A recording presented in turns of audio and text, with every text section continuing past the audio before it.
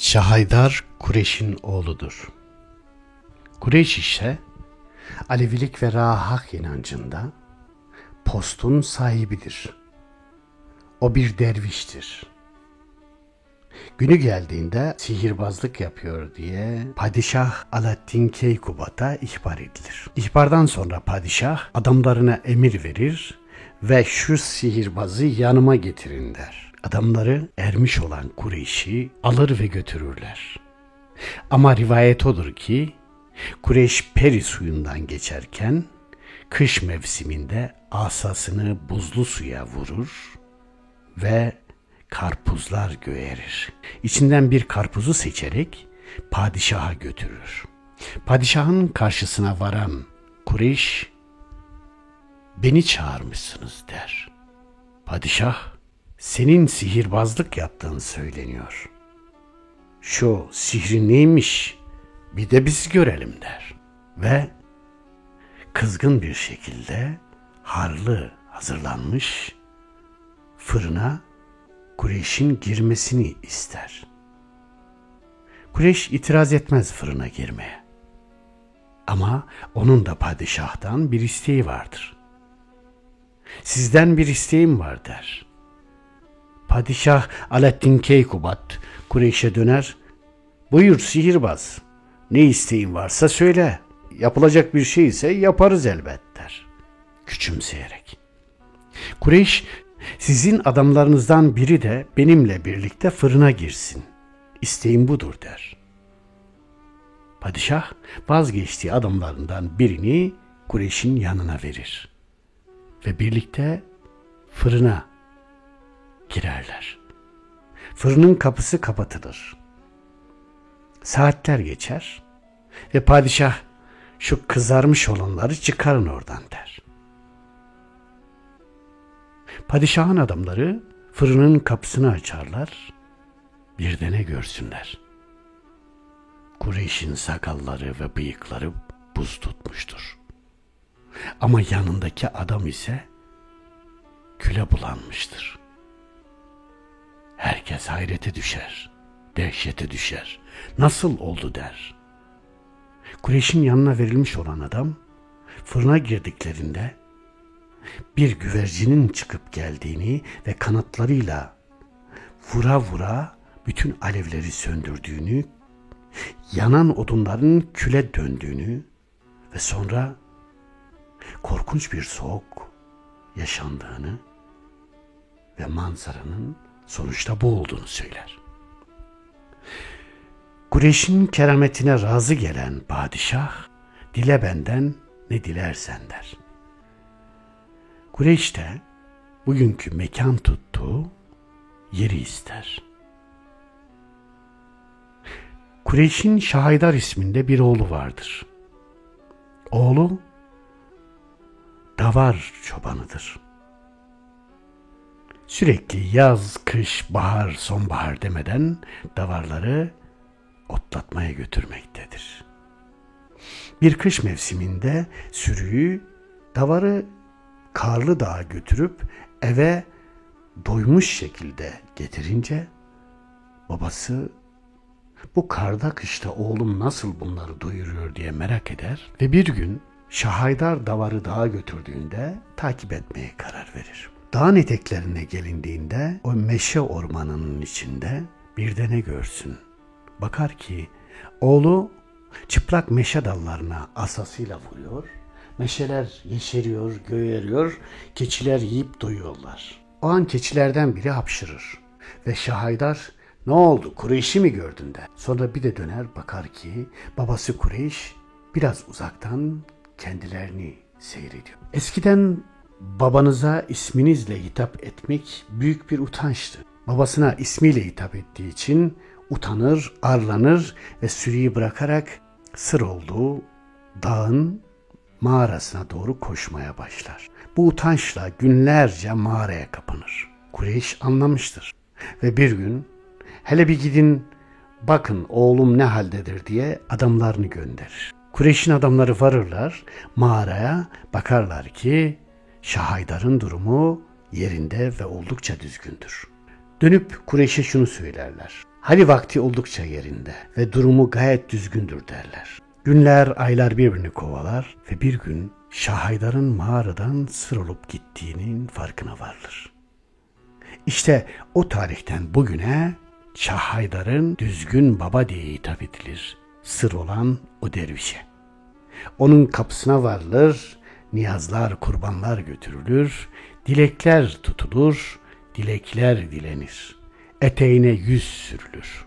Birçok insanın anlattıklarına göre hem uzak zaman hem de yakın zamanda yüreğinin temizliği ve gönlündeki dileğiyle giden hiç kimse boş dönmemiştir. Evlat isteyene evlat vermiş ya da dardaysa, hastaysa şifa isteyene şifa vermiştir. 34 yıl önce hasta bir çocuğum vardı. Dedim ben de anam bu çocuğumu düzgün babaya gideyim. Herkesin muradını yapıyor. Çok yoruldum, çok yol geldim. O zaman arabalar çok uzakta duruyorlardı. Ben onu sırtıma aldım, yürüyerek geldim. Bir tane yaşlı bayanı buldum. Çocuk senin mi? Evet dedim benim. Dedi getir düzgün babanın evinde indir. Eğer ağlarsa bu çocuk senindir. Ağlamazsa da teselin düşsün. Çocuk da çok ağlıyordu, hep ağlıyordu. Ama ben getirdim, indirdim. Birden çocukta ses kesildi. Hiç ağlamadı. Uyudu. Ta ki ben gelinceye kadar. Ve getirdim. 24 yaşına girdi. En sonunda kaybettim.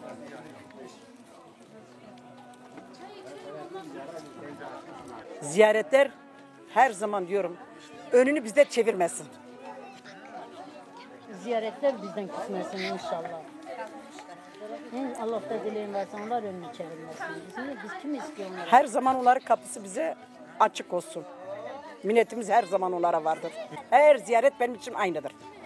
Her ziyareti de seviyorum. Adı hangi ziyaret olursa olsun, minnetimi her zaman boynum ona büyüktür. Düzgün babam, çocuklarım, torunlarım, kardeşlerim, ablalarım benimle beraberdiler. Onlar sanki size görünsünler. Onlar da bu benim yanımdalar. Her ne kadar gurbetteler ama şu an benim yanımdalar. Onlar için ayrı ayrı duamı ettim. Acısını görmeyelim ilk önce. Sağlıklı ömür veresin. İlk önce acı görmeyelim. Herkes murat için geliyor. Evlat da bir murattır. Tabii ki herkesin bir şeyi vardır yani. Bir dileği vardır. Herkesin içinde bir murat vardır. Ama şükürler olsun bugün yaşıyorsak, evlatlarımızla huzur içinde yaşıyorsak buna da şükür etmek lazım. İnşallah onların bir kerameti vardır inşallah. Düzgün babanın özü bana gerçekten isim olarak ağır geliyor. Böyle daha hani böyle sanki böyle hani belki de bu insanların bu kadar Karabal'ın itaat etmesinden de olabiliyor. Yani bana tabii ki düzgün baba dediği zaman daha ağır bir yerde. Yani hani insanlarımızın geçmişten tapması ya da hani anlattıklarına göre daha hani mesela belki gelmişler bir anlatmışlar biz bir rüya gördük, biz bunu yaptık, bunu yaşadık ve hasta olan insanlar belki ki hani acılarına şifa olmuştur ve onun verdiği bir hani psikolojikten bize daha çok böyle hani iyi bir yere daha yani daha ağır geliyor ve daha böyle inançlı geliyor daha doğrusu. İnsanlar gelmişti, ben de onlarla beraber yürüyerek gelmiştim köyden, Kocakoç köyünden. Gelip hatta o konakta bir gece konaklanmıştık ve hatta o zamana göre hani yanımızda bir dede vardı. O mesela cem falan kılmıştı. Hani o zamanki hani açık konuşmam gerekti. O zamanki bizim itaat ve inançlarımız daha böyle sıkıydı. Yani oraya gelince kendimi sanki cennete gitmiş gibi hissediyorum. Belki de hani sürekli geldiğimiz için bu biraz daha alışkanlık hale geldi yani. O zaman herkes gelemiyordu. Şimdi herkes gelebiliyor. Yol var, bu var yani hani imkanlar daha farklı. Yani 12 yaşındayken ilk başta geldiğimde hani ben onun mutluluğunu belki de yıllarca yaşadım, ben oraya gittim böyle yaptım diye. Şimdi de belki yılda bir iki kere geliyoruz. Düzgün baba benim için çok şey ifade ediyor. Kıl köyündenim ben. Çocukluğum yani kendimi bildim bileli Düzgün babayla geçti hayatımız. Orada büyüdüm zaten. Geçmişimi, çocukluğumu, atalarımızı, her şeyimizi ifade eder bizim için. Kutsallığı çok büyüktür. Bütün dualarımız bizim Düzgün babayladır. Düzgün babanın adı geçer. Şu anda yurt dışında yaşıyorum. Bütün dualarım yine Düzgün baba ile olur, öyle diyeyim. Çocukluğumuz burada geçti. Biz buradan bu köyde olduğumuz için Dedelerimizin, nenelerimizin kutsalıdır. Bizim için de kutsaldır. Aynı inancı biz de sürdürüyoruz. Bizim için manevi bir kutsallığı vardır. Sıkıntıya girdiğimiz zaman, dara düştüğümüz zaman sığındığımız bir kaledir bizim için. Doğasıyla da severiz, inancıyla da severiz. Çocuklarımızı da getiriyoruz. Hepsi okumuş ama yine gelirler. Buradaki örfe, adete, inanca uyarlar. Gelmelerini de isteriz. Birçok insan buraya gelip gittikten sonra işte ettiği duaların karşılığını bulduğunu, dilediği şeyin gerçekleştiğine inanılır. Aynı şekilde biz de inanıyoruz. Yani biz bu dağların çocuklarıyız. Biz bu kayaların çocuklarıyız. Biz nenelerimizin eteklerine yapışırdık, gelirdik. Yukarıda büyük bir mağara var. Orada onlar gece istişareye yatarlardı. Biz de onlarda kalırdık. Bu yollarda çıplak ayaklarla yürüdük. Aynen onu söyleyecektim. Hala öyle Yalın bir ayak bağımız yürürdük. var. Öyle bir inancımız var. İsteriz ki hep böyle gitsin. Bizim için hem kutsal, hem duygusal, hem coğrafyamız. Bizim için ya tabii ayrı bir özelliği çocukluğumuzdaki Düzgün Baba'nın farklı yanı da o. Ziyaretçiler geldi, işte bize lokma verirlerdi. Severlerdi bizi. Ve izlerdik değil mi? Dağın tepelere falan bakardık. Şu tepeden gelen ziyaretçi var mı? Şu taraftan gelen var mı? Yollarını Gidelim keserdik. bize ne verirler. Aynen. Ziyarete mi gidiyorlar başka biri Ama mi diye. onlar da bizimle o da çok lokmalarını paylaşırlardı. Evet. Gerçekten bizim için çok güzel Tabii. bir duyguydu.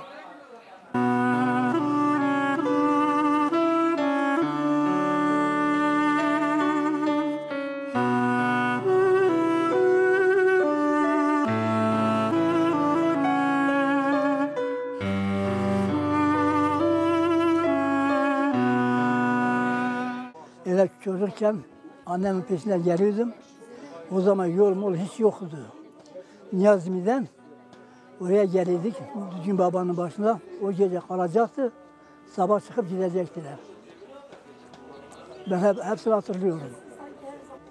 Eğer doğru niyetinde giderse Düzgün Baba boş yolamaz. Doğru niyet, Cenab-ı Allah kimse doğru niyetinden ayırmasın. İnsanlıktan ayırmasın. Bizim diyeceğimiz budur. Mesela bir lokma yapıyorum. Diyorum ki diyorum bugün sallıdır diyorum yapmayayım diyorum.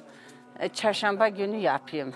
Ben perşembe günü bizim için cuma günü iyi gün yani. Öyle biz onu mesela hala belki birkaç kişi yapıyor köyde mesela salı günü olunca banyo yapmıyor. Diyor da bugün iyi değil. Gün kötüdür yani. Günahtır. Öyleydi yani. Ama şimdiki gençler yok o. Yok yani bizim çocuklarımız da var şeyler. Bak biz gene itikatlıyız. Biz gene böyle ziyaretlerimize, şeylerimize bağlıyız yani. Ich bin das erste Mal hier. Ich weiß, dass es ein heiliger Ort ist, dass es im alevitischen Glauben eine wichtige Rolle spielt. Wir haben jetzt gerade hier über das Cem-Haus etwas gelernt, was das auch nicht nur hier, sondern generell in den Gemeinden hier für eine Bedeutung hat und was die Menschen dort machen. Genau, und gleich werden wir noch auf den Berg gehen und den näher kennenlernen. Arkadaş şey diyor, ilk kez geliyorlar. Daha önce yani buranın ne değerli olduğunu yani nasıl kutsal olduğunu bilmiyorlarmış. Ama bugün burada çok kutsal olduğu bir yerde olduklarını öğrenmişler.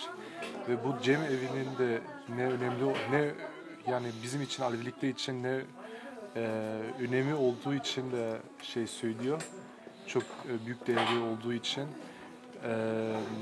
Ve şimdi de Düzgün Baba'ya çıkacaklar.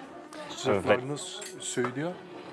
Ich habe ein bisschen was gelesen auch vorher über Düzgün Baba, aber ich habe die Geschichte nicht ganz verstanden. Ich habe so verstanden, dass jemand hier war, ein Heiliger oder und er gesehen wurde irgendwie von seinem Vater und dann verschwunden ist oder sowas, aber so ganz die Bedeutung davon habe ich noch nicht verstanden. Daha önce Düzgün Baba'nın hikayesini duymuş ve okumuş. Yani okumuş gerçi buraya gelmeden önce ve tam ama hikayeyi anlayamamış, çözememiş. Yani birisi şey söylüyor, Düzgün Baba'ya çıkmış, yani Düzgün Şah Haydar çıkmış ama sır olmuş, onu tam çözememiş ne anlama geldiğini. Jetzt haben wir deine Gefühle und deine Dinge, jetzt interessiert ihn was du hier empfindest, auch als Person, aber auch ihr seid ja auch zusammen, ihr seid hier. Was hat das, also wie ist das für euch auch zusammen hier zu sein?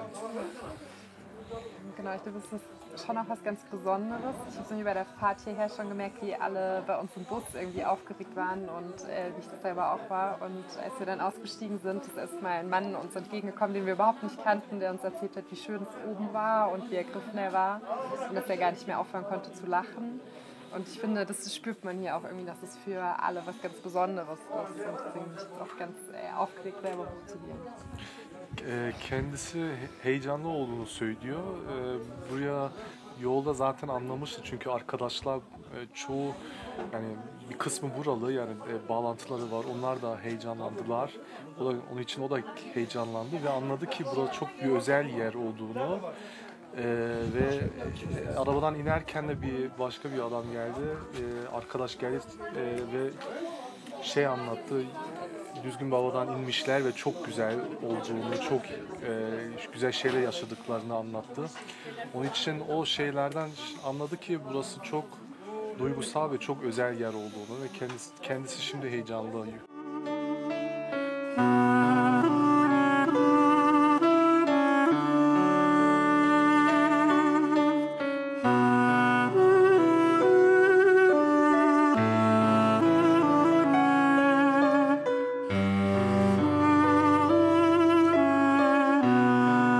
Almanya'dan tekrar buraya geldiğimden beri Mayıs ayında hep Dersim'e geliyorum çünkü en iyi zamanlar olduğu için. Ve sürekli Mayıs ayında burada olduğum için böyle yakın arkadaşlar hep soruyordu işte çok güzel biz de gelebilir miyiz? Oradan buranın inancını, kimliğini, ekolojik, doğal, inançsal boyutunu da insanlara öğretilmesi gerektiğini düşündüğüm için böyle bir şey düşündüm. Geçen sene ilk defa bir grupla geldik. Bir 12-13 kişilik grupla hani Filistinlisi, Almanı, farklı uluslardan insanlar da vardı. Türkiye'li de vardı. Dersim'de olup ilk defa Dersim'e gelenler vardı. Onlarla yaptık onu. Bu sene ikincisi, geçen sene ekipten gelen 2 arkadaş da ekibe dahil oldu. 7 günlük bir program ayarladık. Bugün ilk günü, bugünkü ağırlık noktamız inanç, Alevilik inancı, Alevilik değerleri. Yani 7 gün içinde her şey var ama bu nedenle buraya geldim ve buradan öğrenilecek birçok şeyin olduğunu düşündüğüm için de buraya geldim. Yani sadece buranın insanı için değil, buranın inancı, öğretisi, felsefesi aynı zamanda bütün dünya için evrensel bir ilke olduğunu düşündüğüm için buraya gelmelerini istedim ve memnunlar şimdiye kadar. Gözlemlemek, bu atmosferi solumak daha farklı bir şey. Ben dini olarak inançsız biriyim ama Aleviliğin bir yaşam felsefesi olduğunu ve buradan çıkarılacak yaşam için bir sürü ilkeler olduğunu düşündüğüm için buraya geldim. Hani manevi şeyimi güçlendiriyorum öyle diyelim. Babam Filistinli. Ama ben düşündüm işte Düzgün Baba gideyim, burada lokma atayım, burada Düzgün Baba'la konuşayım. İnşallah Filistin öyle bir özgürlük verebilirim. Öyle bir işte insanlık. Bütün Filistin halkı için, Gazze için, benim ailem için, öldüğü insanlar için, çocuklar için işte. Dersimin sevgiyi ben daha çok neneden öğrendim. Çünkü nenem şu an Türkçe unutuyor ve Alzheimer var. Nasıl diyeyim bilmiyorum. Alzheimer aynısı. O yüzden benimle Zazaca konuşuyor ve ben çok az Zazaca anlıyorum.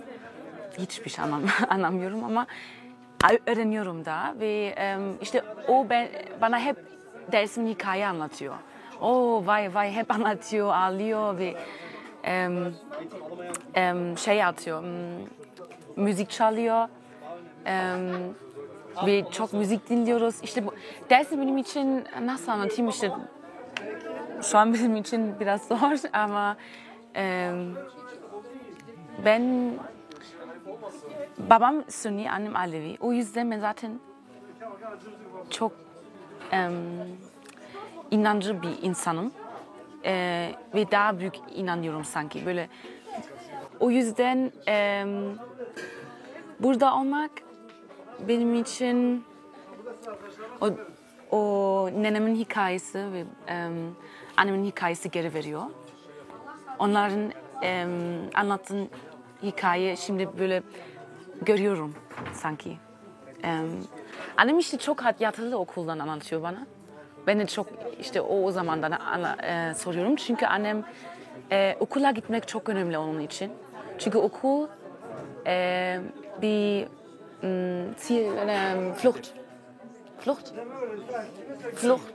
Flucht eher so. Bir kaçış var işte. Çünkü o yüzden okul ona Almanya verdi, öyle diyeyim. Okul ona çıkış verdi. Bu hayattan çıkış verdi. Ama bağlantı hep vardı. Benim annem hep evde de düzgün baba ne, dersim ne, benimle pülümün ne, bana hep her şey anlattı. Ama Eren, ich versage gerade so. İşte benim huzur bana işte o dağlar veriyor. O dağlar ve bu ağaçlar veriyor. Ve o yüzden bilmiyorum işte o düzgün babayla konuşmak benim için dua oluyor sanki. O yüzden onunla konuşmak istiyorum. Ve benim problem şu, böyle prezentasyon gibi olduğum zaman sunum oluyor. Ben dili unutuyorum. Hep unutuyorum. Her şeyi anlıyorum, sadece işte böyle nasıl konuşayım. Bir Türkçe benim için de biraz zor. Ya şu an ben huzuru için inanmıyorum, nasıl diyeyim. Çünkü çok was heißt Gewalt? Şiddet var. O yüzden huzur da görmek çok zor oluyor. Bence sadece içinde huzurluk hiç hissetmiyorum. Ama dışarıda görüyorum. Dersim o huzurluk bana veriyor. İşte ona bakmak istiyorum. Ondan sonra yine inanmak istiyorum, huzur var. O yüzden ben de buradayım bence. Çünkü o insanlar sizi görmek, dersimi görmek, düzgün babayı görmek belki bana yine huzurluk öğretiyor. Huzur öğretiyor, öyle bir şey. İnanmak da öğretiyor. Çünkü bu zamanda inanmak da zor geliyor. Onu diyeyim ya, o kaldı. Mesela biz köyden sabah çıkardık, mesela kurban alırdık. Yemin ederim hiç boynunda tutmadan bizimle beraber o kadar yol, mesela 6 saat ziyarete kadar çıkardık yani. Burada cemevi falan yoktu o zaman. 70'lerde falan yani mesela. Çok sabah geliyorduk, akşam kalıyorduk, bir gün tekrar dönüyorduk. O zaman tabii şey yoktu yani. Orada biz buraya çıktığımız zaman yani dedeler falan hep bu taraftan çık, o taraftan çıkır. Ama düzeni yoktu. Yukarılarda şey yapıyorlar. Ama kurbanı alıp da yani bize bir parça vermiyorlardı. Bana parça edip herkes kendini alıp gidiyordu. Ama şimdi çok iyi yani gerçekten. Kirametin olmaz mı? Şeydi mesela İnanıyoruz yani kirametin. Eti kesmiyorlardı.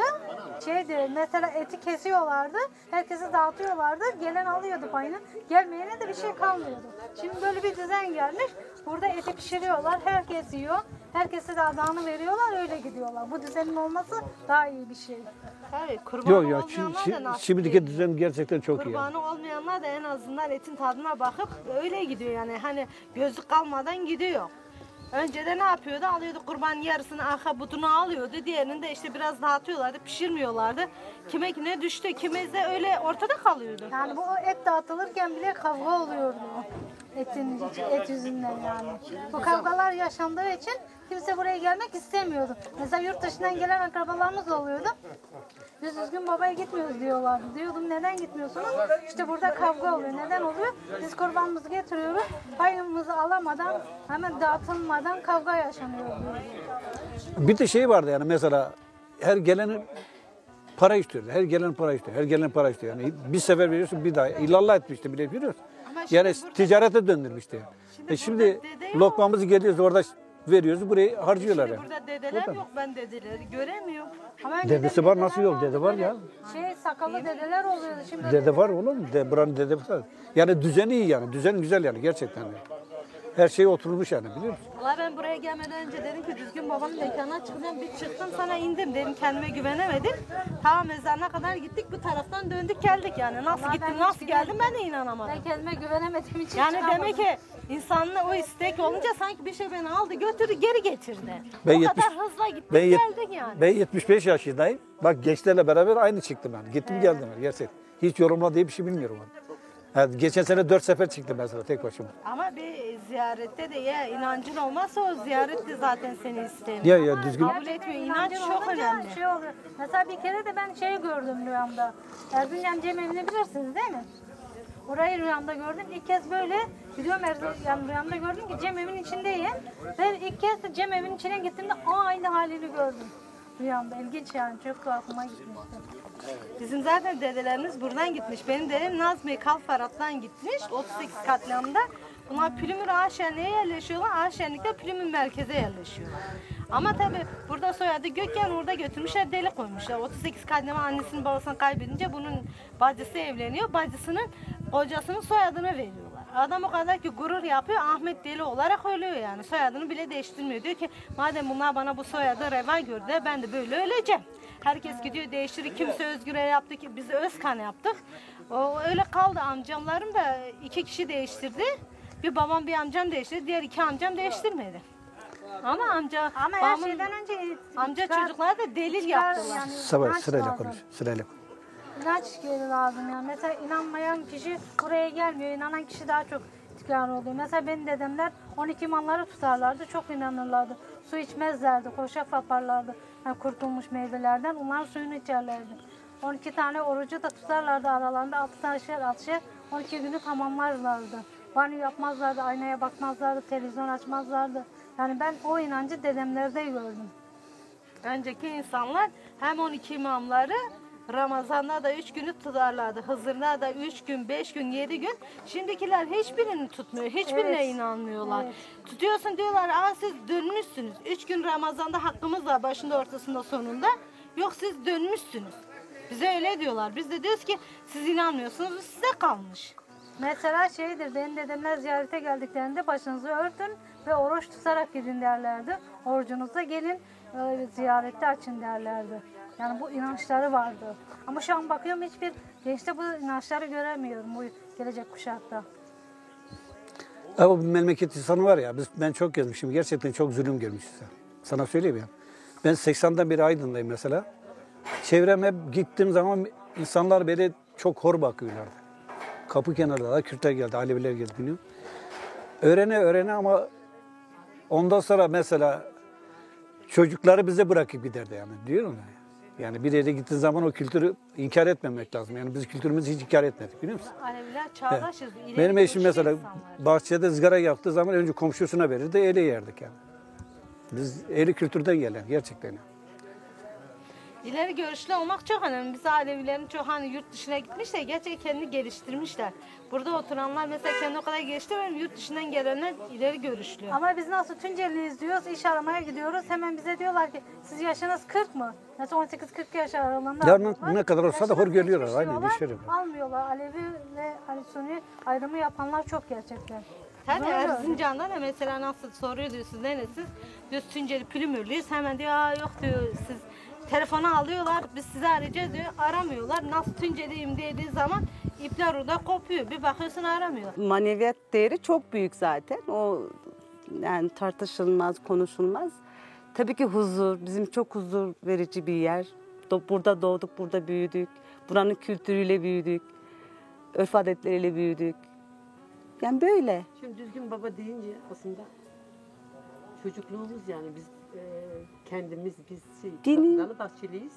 Bir mezrada oturuyorduk biz. Bizimle düzgün babanın arasında 2,5 saat, 4 saat vardı.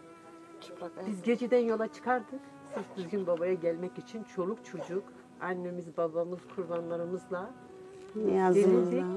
Yolları da ağlaya ama çok inanç, bu bir inanç meselesi. Hala da çok inanıyorum. Hala rüyama giriyor düzgün baba. Ve o çocukluğum rüyama gitti zaten. Dolayısıyla biz ailecek yola düşerdik. Bir gece, bir gün yaklaşık gece çıkardık. Sabah ki ışık doğar doğmaz biz düzgün babalar Yani olalım. Güneşin doğuşuyla biz çıkardık zirveye. Zaten bir yokuşta, aynı böyle bir yokuşta biz diğer düzgün babayız. Çünkü o zaman böyle bir yerimiz yoktu. Zaten yoktu. Dağa çıkıyorduk, bayağı bildiğin tırmana gidiyorduk. Dikenler ellerimizi yiyordu. Belirli bir noktadan sonra ayaklarımızı çıkarıyorduk. Çoraplarımızı bile çıkarıyorduk. Ayaklarımız kanıya gidiyorduk düzgün babaya. Ağlaya gidiyorduk. Kurbanlarımızla birlikte. Ve o gece orada konaklıyorduk. Cemimizi Kurbanlarımızı yapıyorduk. kesiyorduk. Biz ağlıyorduk. Cemimizi muhabbetimizi bağlıyorduk. yapıyorduk, duamızı ediyorduk. Öyle uzak yani. şehirlerden, biz o zaman uzak şehirlerden işte akrabalar çocuğu olmayan, buna inanan, inanç, zaten biz diyorduk inanman lazım. Eğer inanmıyorsan oraya gitmenin bir anlamı yok. Düzgün babaya inanacaksın. Eğer inancın varsa gideceksin. Çoluğunla çocuğunla. Ben ona tanığım. Amcamın karısı geldi. Çocuğu yıllarca hiç olmadı çocukları. Amcamın gelini affedersiniz. Gelini geldi, yıllarca çocukları olmuyordu ve biz o gece onunla birlikte sabaha kadar orada kaldık. O orada rüya gördü. Rüyada işte hani çocuk sahibi olabileceğini, 3 tane şık görüyor ve çocuk sahibi olabileceğini, dede de zaten ona aynı şeyi söyledi. Orada bir dedemiz vardı. Şu anda bir dede neydi onun ismini Vefat etti o ya. hatırlamıyorum. Sakallı dede vardı o süreçte orada. O dede ona dedi ki senin oğlun olacak dedi. İlk evladın oğlun olacak dedi ve gerçekten de oldu. Dolayısıyla Eksik de olacak dedi. O da oldu. ve hala da öyle. Düzgün baba deyince biz zaten bizde akan sular durur. Bütün dualarımız düzgün baba, gole kızı. Galferat. Evet, hep öyledir. Böyle. Kerametli böyle çok gerçek olan bir çocukken ateşten alıyordu. Yanmıyordu. Ben de uzatıyordum. Diyor sen yanıyorsun. O buraya geldi. Ben hiç unutmuyorum. Böyle bir kurban yaptı. Cem kurdu o. Böyle şey yaptı. O şey var ya Hilal. Geldi onun içine aldı. Sonra benim nenem vardı. Sakallıydı. Aa İbrahim gitti, İbrahim gitti. O dedi ki Emine yapma sadece sana görünüyor. Sonra tekrar açıklandı. Ben ona şahit oldum. Yani ne diyorsa o adam İbrahim Mençik diyorlardı. Aynısına çıkıyor. Bizim bir tarih öğretmeni vardı. Yabancı bunlar. Karısıyla beraber çocuğu yani hanım birkaç kez hamile kaldı çocuğu düştü. Düşünce bizim sınıfta kızlar yani kız arkadaşlar öğretmene bir tavsiyede bulundu. Dedi ki hocam eğer inanırsanız dedi bizim burada bir ibadet yerimiz var Düzgün Baba. Yani sizi oraya götürüyorlar. Onlar da yani düşündüler. Yani hakikaten dediler ki böyle birçok kişinin böyle bir durumu oldu. Oraya gittikten sonra ama itikatlı olacaksınız. Gerçekten inanacaksın. İnanacaksınız. Artık kurban olacaksınız. Ya, hakikaten de kızlar da öncülük etti. Bir kurban aldılar. Bizim bayan hocayla eşi beraber Düzgün Baba'ya geldiler. Çocuğu oldu. Ve adını da Düzgün koydular. Yani bu dediğim 1980 83 ve 84 tarihleri. Ya biz mezun olduk tabii de. Ya bizden sonra şey dediler ama 3 yıl üst üste buraya gelmeniz gerekiyor. Onlar tabii ki geleceğiz dediler. Yani sıkıntı yok. Yani böyle bir hakikaten bir inanç gerçekleşti yani. Böyle, ya bu öğretmenler asla yani Alevi inancına inanmayan. Belki saygı duyuyorlardı ama inanmazlardı. Yani böyle dağ, taşa, puta tabii. Hurafelik yani. Onlara biz göre bile derdik ya. Hani belki bugün yani yok mu? Ya çok gençlerimiz kesim. Ya bu yani sadece Alevi kesim değil. Yani Sünni kesimde de çok ilerici kesimler. Demokratlar söylüyor yani putperest din bir afarozu derler yani. Tabii Düzgün Baba artık bir efsane, dünyaya mal olmuş. Yani bir sürü yabancı da Düzgün Baba'ya ziyaret ediyor. Sağ olsunlar, var olsunlar, ayaklarına sağlık. Biz istiyoruz ki daha bu toplumun inancı kaybolmasın. Analarıyla, babalarıyla kendi çocuklarını inanç yönünde yetiştirsinler. Bu yol kaybolmasın. Nasıl dedelerimiz, babalarımız bu yolu bu tarihe bize bir miras kültür olarak bırakmışlarsa biz de elbette kendi çocuklarımıza, kendi torunlarımıza inancımız gereği bunu kendi evlatlarımıza miras bırakacağız.